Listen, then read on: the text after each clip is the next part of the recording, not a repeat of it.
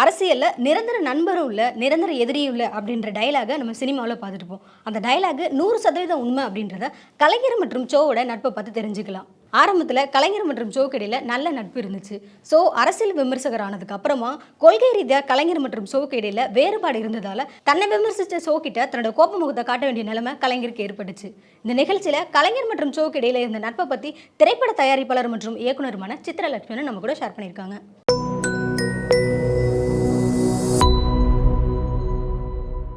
பிரபல நகைச்சுவை நடிகரான ஒய்ஜி மகேந்திரனுடைய தந்தை ஒய்ஜி பார்த்தசாரதியினுடைய யுனைடெட் அமெச்சூர் ஆர்டிஸ்ட் என்ற நாடகக்குழு நடத்தி கொண்டிருந்த பெற்றால்தான் பிள்ளையா என்ற நாடகம்தான் ஏ பீம்சிங் இயக்கத்திலே சிவா கணேசன் கதாநாயகனாக நடிக்க பார் மகளை பார் என்ற பெயரிலே திரைப்படமானது. அந்த நாடகத்தில் மெக்கானிக் பாத்திரத்தில் நடித்தவர் சோ. அந்த கதையை படமாக்குவதற்கு முன்னாலே அந்த நாடகத்தை பார்ப்பதற்காக அந்த படத்தினுடைய தயாரிப்பாளர் ஏ சுப்புராமன், இயக்குனர் பீம்சிங், நடிகர் தலைவர் சிவா கணேசன் ஆகிய மூவரும் சென்றிருந்தார்கள். அந்த நாடகத்தை பார்ப்பதற்காக சென்றிருந்த அந்த மூவருக்கும் அந்த நாடகத்தினுடைய கதை பிடிச்சிருந்த மாதிரியே அந்த நாடகத்திலே மெக்கானிக் பாத்திரத்தில் நடித்திருந்த சோவுடைய நடிப்பும் பிடித்திருந்தது. அதனால் அந்த நாடகத்தை திரைப்படமாக எடுக்கும்போது அந்த பாத்திரத்திலே சோவையே நடிக்க வைப்பது என்று அவர்கள் முடிவு செய்தார். சாதாரணமாக திரைப்பட வாய்ப்பை தேடி பலர் அலைவார்கள். ஆனால் சோவை பொறுத்த வரைக்கும் திரைப்பட வாய்ப்பு அவரை தேடி வந்தது. ஆனாலும் அவரால் அவ்வளவு சுலபத்திலே அந்த வாய்ப்பை ஏற்றுக்கொள்ள முடியலன்னு அதுக்கு முக்கியமான காரணம் அவரது குடும்பத்திலே ஏற்பட்ட எதிர்ப்பு. சோ திரைப்படத்தில் நடிப்பதை மொத்த குடும்பமும் எதிர்த்தது. அதிலையும் அவருடைய தாயார் மிகவும் கண்டிப்பாக சோ படத்தில் நடிக்கவே கூடாது என்றார். எல்லாருடைய எதிர்ப்பையும் மீறி ஒரு வழியாக அந்த படத்திலே நடித்தார் சோ. அந்த படத்தில் அவர் நடித்தார்ன்றது அந்த படத்தில் அவர் நடித்து முடிக்கிற வரைக்கும் அவருடைய அம்மாவுக்கு தெரியவே தெரியாது என்பது இன்னொரு விஷயம். இப்படி தன்னுடைய குடும்பத்தில் மிகப்பெரிய எதிர்ப்பு இருந்ததுனால தொடர்ந்து திரைப்படங்கள் நடிப்பதிலே சோ ஆர்வம் காட்டவில்லை. அதுக்கு பின்னால் ஒரு சின்ன கேப்புக்கு பிறகு அவரை திரைப்படங்களை மீண்டும் நடிக்க வைத்தவர் எஸ் பாலச்சந்தர். அவருடைய நடு இரவில் என்ற திரைப்படத்திலே தான் மீண்டும் நடிக்க வந்தார் சோ. சிறிய இடைவெளிக்கு பின்னாலே சோ நடித்த திரைப்படங்களிலே கலைஞர் மு கருணாநிதியுடைய கதை வசனத்தில் உருவான மறக்க முடியுமா திரைப்படமும் ஒன்று. அந்த காலகட்டத்தில் கலைஞர் கருணாநிதியுடைய வசனங்களையும் அவருடைய பேச்சாற்றலையும் மாணவர்கள் பெரிதும் ரசித்தனர். அவருக்கென மிகப்பெரிய ரசிகர் கூட்டம் அப்போது இருந்தது. அந்த ரசிகர் கூட்டத்திலே ஒரு அங்கத்தினராக இருந்தவர் தான் சோ. சோவுடைய நாடகங்கள் பலவற்றுக்கு தலைமை தாங்கியுள்ள கலைஞர் மு கருணாநிதி சோவை பலமுறை பாராட்டி பேசியுள்ளார். மறக்க முடியுமா படப்பிடிப்பு நடைபெற்ற காலகட்டத்திலே அந்த படக்குழுவினர் அனைவரும் கலைஞர் மு கருணாநிதியை ஆசிரியரே என்று தான் அழைப்பார்களாம். தீவிரமாக எழுத்து பணியிலே கலைஞர் மு கருணாநிதி ஈடுபட்டிருந்த நேரம் அது. அது மட்டும் இல்லாமல் அரசியலிலும் மிகவும் பரபரப்பாக ஈடுபட்டு கொண்டிருந்தார். அப்படி பரபரப்பாக ஈடுபட்டு கொண்டிருந்த அந்த சூழ்நிலையிலும் மறக்க முடியுமா படப்பிடிப்புக்கு ஏறக்குறைய தினமும் ஆஜராகி விடுவார் கலைஞர் மு கருணாநிதி. சோவை பொறுத்த வரைக்கும் அவரே ஒரு கதை வசனகர்த்தா அப்படின்றதுனால தான் காட்சிகளில் நடிக்கும்போது தன்னுடைய சொந்த வசனங்கள் எல்லாம் சேர்த்து பேசுவது ஒரு வழக்கம். அந்த வசனங்கள் எல்லாவற்றையும் கலைஞர் மு கருணாநிதி பெரிதாக ரசித்தார். ரசித்தது மட்டும் இல்லாமல் உங்களுக்கு என்னென்ன வசனங்கள் இது மாதிரி சேர்க்கணும்னு தோணுதோ அதெல்லாம் சேர்த்து பேசுங்கள் என்று சோவுக்கு அனுமதியும் தந்தார். சாதாரணமாக தன்னுடைய வசனங்களிலே திருத்தம் செய்வதை கலைஞர் மு கருணாநிதி விரும்ப மாட்டார். அப்படி இருக்கிற அவரே சோவுக்கு அப்படி ஒரு அனுமதியை தந்ததை அந்த குழுவினர் எல்லோரும் ஆச்சரியமாக பார்த்தார். கலைஞரை பொறுத்த வரைக்கும் மிகுந்த நகைச்சுவை உணர்வு மிக்கவர் அவர். மறக்க முடியுமா படத்தினுடைய படப்பிடிப்பு இடைவேளைகளிலே பல நாட்கள் தொடர்ந்து கலைஞர் மு கருணாநிதியோடு பேசக்கூடிய வாய்ப்பு சோவுக்கு கிடைத்தது.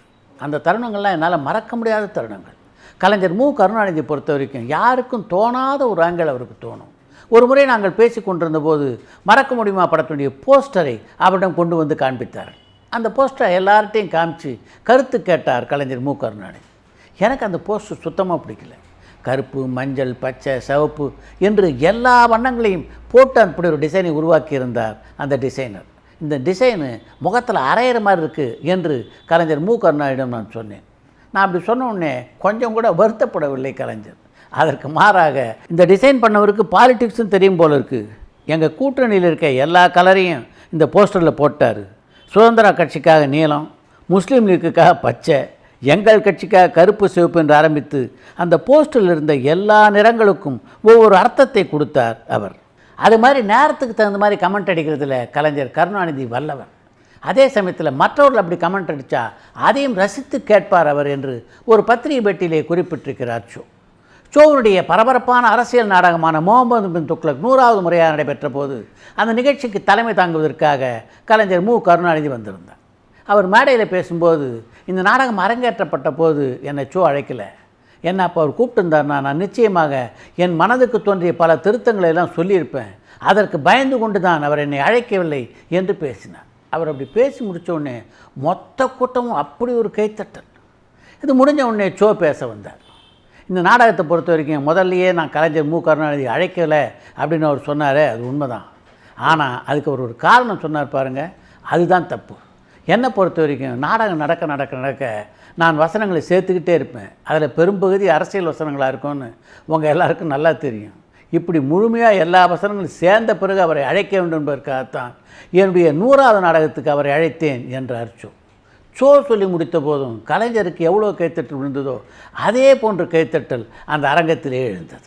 சோவுடைய அந்த பேச்சை அந்த அரங்கத்தில் இருந்த ரசிகர்களோடு சேர்ந்து கொண்டு கலைஞர் மு கருணாநிதியும் ரசித்தார். சிலம்பு செல்வர் மாப்போ சிவஞானம் கலந்து கொண்ட ஒரு கூட்டத்திற்கு ஒரு முறை தலைமை தாங்கினார் கலைஞர் மு கருணாநிதி. அந்த கூட்டத்திலே சோவும் கலந்து கொண்டார். அந்த கூட்டத்திலே பேசிய மாப்போசி எல்லாருடைய பெயரும் சொல்லிக்கிட்டே வரும்போது சோ நடிகர் என்பதால் கலைஞர் சோ என்று அவரை குறிப்பிட்டார்.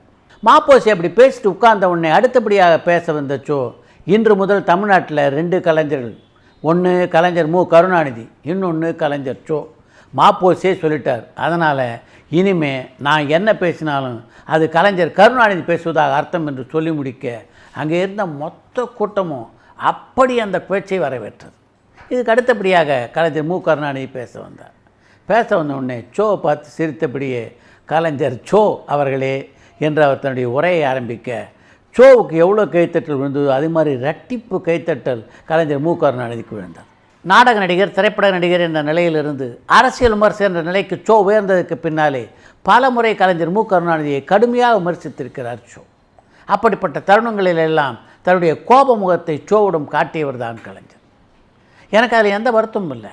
நான் அவரை கடுமையாக விமர்சிக்கும் போது அவர் என்னை கொஞ்சுவார்னு என்னால் எதிர்பார்க்க முடியுமா? அதனால் அவருடைய கோபம் தார்மீகமானது என்றே நான் அப்போது நினைத்தேன்.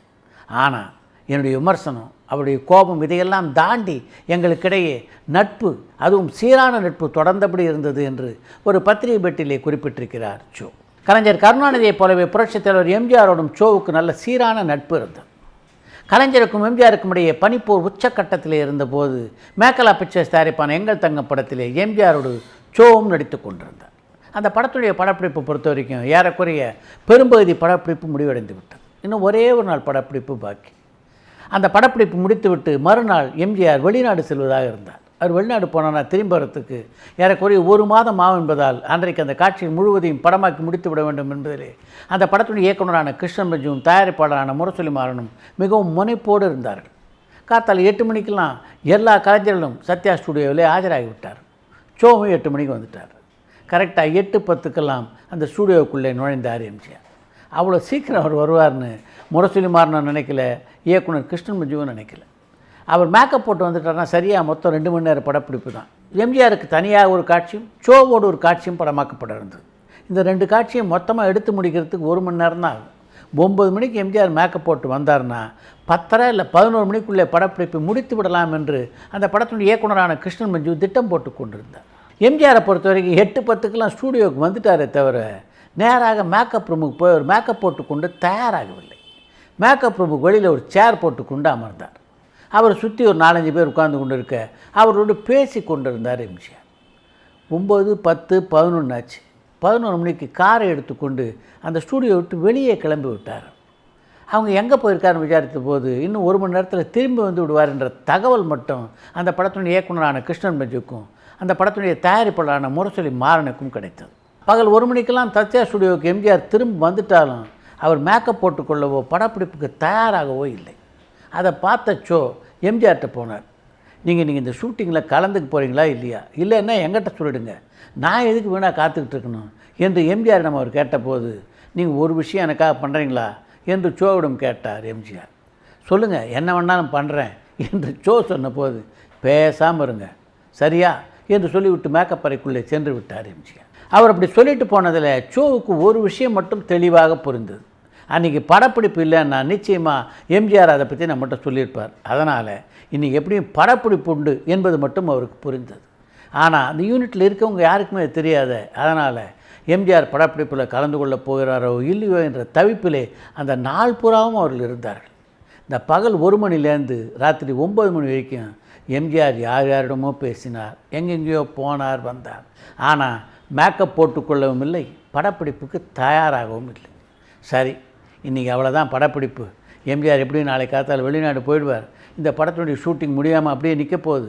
நிச்சயமாக படத்தினுடைய வெளியீட்டு தேதியும் தள்ளி போகும் என்று அந்த படத்தினுடைய இயக்குனரான கிருஷ்ணன் பஞ்சு, தயாரிப்பாளரான முரசொலிமான் ஆகிய எல்லோரும் நினைத்து கொண்டிருந்த போது மேக்கப் போட தொடங்கினார் எம்ஜிஆர்.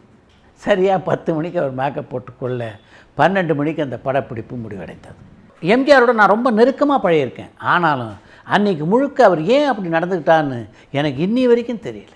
எம்ஜிஆரோடும் கலைஞரோடும் நெருக்கமாக பழகிய போது இது போன்ற பல சம்பவங்களை நான் சந்தித்திருக்கிறேன். ஆனால் அதுக்கான காரணம் தான் எனக்கு பிடிபட்டதே இல்லை. அரசியலை பொறுத்த வரைக்கும் அது ஒரு மர்ம பிரதேசம் என்பதற்கு இது போன்ற சம்பவங்களே சாட்சி என்று ஒரு கட்டுரையிலே குறிப்பிட்டிருக்கிறார் சோ.